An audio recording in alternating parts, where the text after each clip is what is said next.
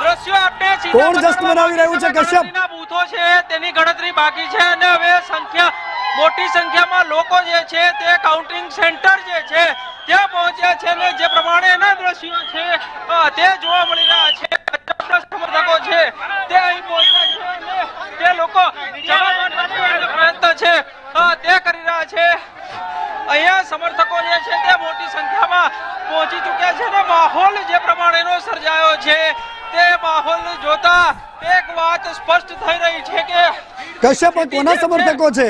અત્યારે કેસરીઓ હાથમાં છે કે પછી પંજો? કિમજીભાઈ, શું સ્થિતિ? હાલ છેલ્લા 22 રાઉન્ડના અંતે ભારતીય જનતા પાર્ટી 1200 વોટથી આગળ છે અને અમને સંપૂર્ણ ભરોસો છે કે 2000 કે 2500 વોટથી અમે જીતીશું. ભારતીય જનતા પાર્ટી જીતશે, વાવના પ્રજાજનો જીતશે, વિકાસ જીતશે એવો સંપૂર્ણ અમને ભરોસો છે.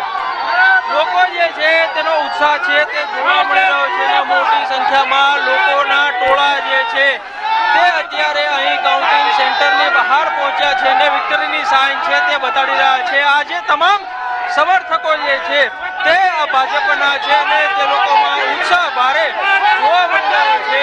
ગમે તે ઘડીએ અને જબરદસ્ત જંગ અને એક બાજુ ભારતીય જનતા પાર્ટીના ખેમામાં ઉત્સાહનો આ દ્રશ્યો સંદેશ ન્યૂઝની સ્ક્રીન પર મારા સહયોગી કશ્યપે બતાવ્યા. 800 મતોથી અત્યારે સ્વરૂપજી આગળ ચાલી રહ્યા છે.